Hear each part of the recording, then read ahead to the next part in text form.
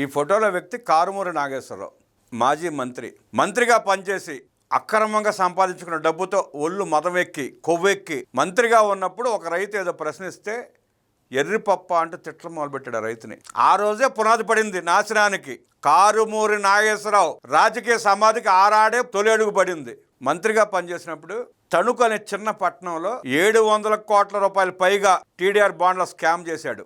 తణుకు పట్టణంలో 700 కోట్ల రూపాయలు స్కామ్ చేసిన దుర్మార్గుడు ఈ కారుమూరి నాగేశ్వరరావు. అక్కడితో వదిలిపెట్టలా. జగన్ రెడ్డి లక్షల కోట్ల రూపాయలు రాష్ట్రంలో దోచుకుంటే, లిక్కర్ స్కామ్లో జగన్ రెడ్డి వేల కోట్లు దోచుకుంటే, ఆ లిక్కర్ స్కామ్ ట్రాన్స్పోర్ట్ పేరిట 100 కోట్లు దోచుకున్నాడు ఈ దుర్మార్గుడు. లెగిస్తే శుద్ధపూసల కబుర్లు చెప్తాడు. మనుషుల ప్రాణాలతో ఆడుకున్న చీప్ లిక్కర్ని ట్రాన్స్పోర్ట్ చేసి 100 కోట్ల రూపాయలు కూడబెట్టుకొని ఇంకా ఎదుటాళ్ళపై పడి ఏడుస్తాడు. ఈ దోపిడీయే కాక వీరొక రౌడీ అంట, గోండ్లా అంట. ప్రకాశం అవతల నరికేస్తాను, ప్రకాశం యువతల ఇళ్లలోంచి లాగి తంతాను అన్నాడు. అటుపక్క నరికేస్తాడంట, ఈ పక్క లాగి తంతాడంట. ఏమైంది ఆఖరికి? కారుమూరి నాగేశ్వరరావు వాళ్ళు ఏమైంది? నిన్ను ఈడి ఎత్తి లోపల దొబ్బుతుంది. నువ్వు చేసిన దుర్మార్గాలకి, దోపిడీలకి, నువ్వు చేసిన లూటీకి ఎన్ఫోర్స్మెంట్ డైరెక్టరేట్ వాళ్ళ నిన్ను ఎత్తి లోపల దొబ్బుతుంది. నువ్వు ఆ గోడలను పీక్కోవాలి.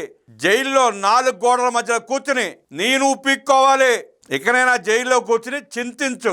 చేసిన పాపాలకి, ఒళ్ళు బలుపుతో కొవ్వెక్కి మాట్లాడిన మాటలకి ప్రజలు క్షమాపణ కోరుకో. నరికేస్తాడంట, పీకేస్తాడంట. నీలాంటి చాలా మంది అయిపోయారు రాష్ట్రంలో.